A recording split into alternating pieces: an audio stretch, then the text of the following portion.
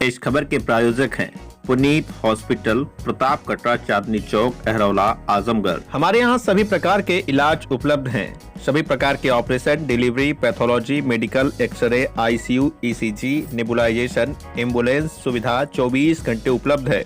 ये नहीं, इमरजेंसी सेवा भी 24 घंटे उपलब्ध है। अधिक जानकारी के लिए अस्पताल पर संपर्क करें। सबसे सस्ता, सबसे अच्छा।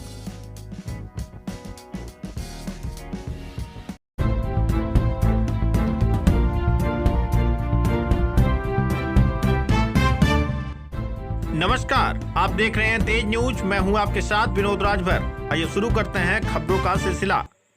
नावपुर की घटना में मृतिका के परिवार से मिलने पहुंचे पंचायती राज मंत्री ओम प्रकाश राजभर परिजनों को हर संभव मदद का दिया भरोसा। आजमगढ़ जिले के अतरौलिया थाना क्षेत्र के नावपुर गांव में रामबली राजभर की पत्नी रामावती देवी की हत्या पर दुख जताने पहुंचे प्रदेश के कैबिनेट मंत्री ओम प्रकाश राजभर ने पीड़ित परिवार को हर संभव मदद का भरोसा दिलाया। मीडिया से वार्ता कर उन्होंने कहा कि घटना में रामबली जी की पत्नी का देहांत हुआ है। उनका कहना है कि हम पुलिस की कार्रवाई से पूरी तरह से संतुष्ट हैं और कार्रवाई से सभी लोग संतुष्ट हैं, जबकि बहुत से लोगों की शिकायत होती है कि पीड़ित का पुलिस बात नहीं सुनती, लेकिन पीड़ित खुद कह रहे हैं कि जितनी मदद होनी चाहिए उससे ज़्यादा मदद पुलिस विभाग ने की है। फिलहाल उप जिलाधिकारी से बातचीत हुई है। विवेकाधीन कोष से कोशिश करेंगे कि कुछ मदद हो जाए। पीड़ित के इलाज के सवाल पर उन्होंने कहा कि हम लोग सरकार की तरफ से इलाज के लिए पैसे देते हैं, केवल हम लोगों को एस्टिमेट की जरूरत होती है। अस्पताल जो भी पैसा लिखता है उतना पैसा इलाज के लिए भेजा जाता है। तीनों भाइयों के नाम से पट्टे मिले हैं। एसडीएम महोदय व हम लोगों ने देखा भी है, जो पट्टा उनके नाम से है उनको कब्जा मिल जाएगा। यूपी में अखिलेश यादव और ब्रजेश पाठक डीएनए विवाद पर बोले कि देश पे रोटी, कपड़ा, मकान, शिक्षा और दवाई की जरूरत है। देश और प्रदेश की जनता चुनकर भेजती है कि उन्हें समय से खाद, पानी, बीज मिले, प्रदेश में अमन चैन रहे। जो विकास की योजनाएं केंद्र और प्रदेश सरकार से चल रही हैं वह योजनाएं जनता तक पहुंचे, यह उद्देश्य सबका होना चाहिए।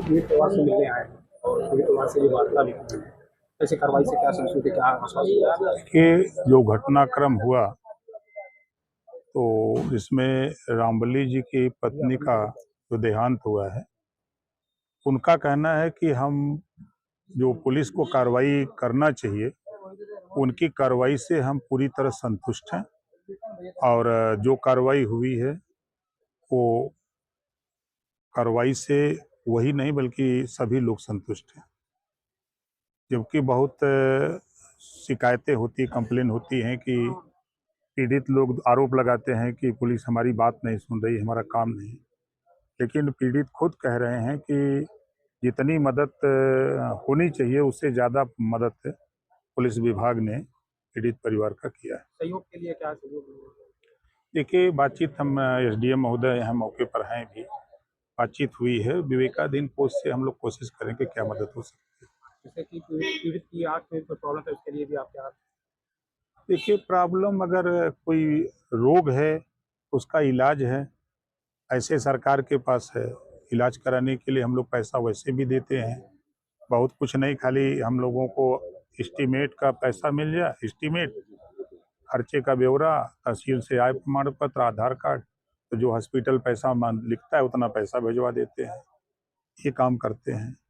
उनके नाम से पट्टे मिले हैं, तीनों भाइयों के नाम से भी। एसडीएम महोदय ने भी उसको देखा, हम लोगों ने भी देखा उसको। जो पट्टा उनकी जो नाम से है वो जमीन उनको कब्जा मिल जाएगी। ये जो यूपी में इन दिनों अखिलेश यादव और ब्रजेश पाठक की सुर्खियां डीएनए का विवाद चल रहा है, इसके बारे में? देखिए, देश में रोटी, कपड़ा, मकान, शिक्षा और दवाई की जरूरत है।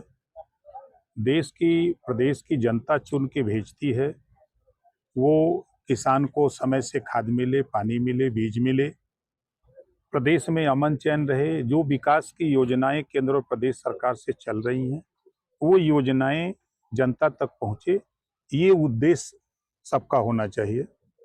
भारत में तेजी से तुर्की को विरोध के लिए बीजेपी सरकार कड़े प्रतिबंध लगाने की जरूरत है, क्या है इसके तुर्की विरोध के लिए? देखिए, जो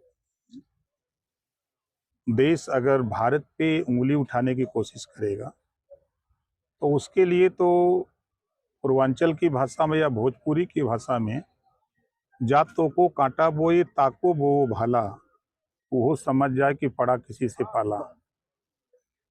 आजमगढ़ में लॉ एंड ऑर्डर की समस्या बढ़ती जा रही है, इसके बारे में? देखिए, ये आपके दिमाग में है। 24 घंटे के अंदर अगर कहीं अपराध हो रहा है तो अपराध करने वाला व्यक्ति सलाखों के अंदर 24 घंटे के अंदर जा रहा है। कल तक प्रदेश में आप लॉ एंड ऑर्डर की बात कर रहे हैं, जब कांग्रेस की सरकार रहा करती थी, सपा की सरकार रहा करती थी, बसपा की गवर्नमेंट रहती थी, तो बड़े पैमाने पर प्रदेश में दंगे होते थे, कर्फ्यू लगते थे। आज 8 साल से योगी आदित्यनाथ जी की सरकार है प्रदेश में, देश में मोदी जी की सरकार है। आज कर्फ्यू और दंगे हिम्मत नहीं पड़ती है। अगर कोई हिम्मत करता है तो वो या तो जमीन के अंदर, या तो ऊपर, या तो जेल के अंदर।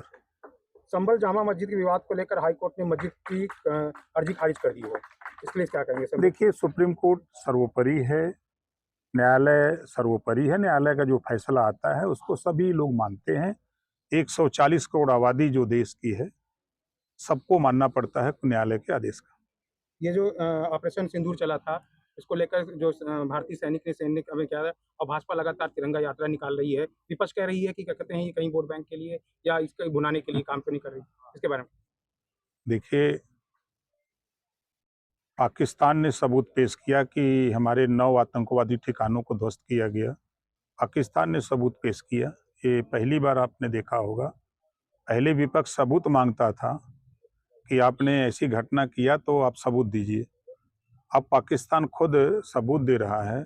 100 किलोमीटर अंदर घुस करके भारतीय सेना ने जो वीरता का परिचय दिखाया, जो आतंकवादी ठिकानों को ध्वस्त किया, उसको लेकर के पूरे देशवासियों को गर्व है अपनी सेना पर।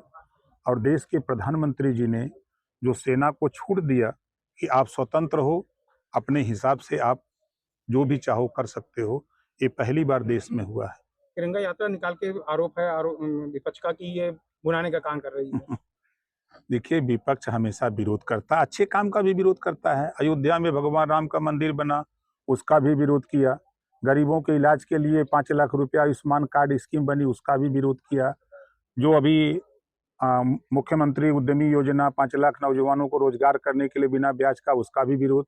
तो उनके समझ लीजिए कि विरोधी जो है पाकिस्तान का पानी पी लिए हैं, इसमें तो विरोध है बतिया। आखिर सवाल है सर, ये पीड़ित परिवार से जो मिले हैं उनके लिए आप कितना सहयोग करेंगे, क्या है? बच्चे हैं छोटे छोटे और महिलाएं वो बताया नहीं जाता है। ठीक है। चलिए।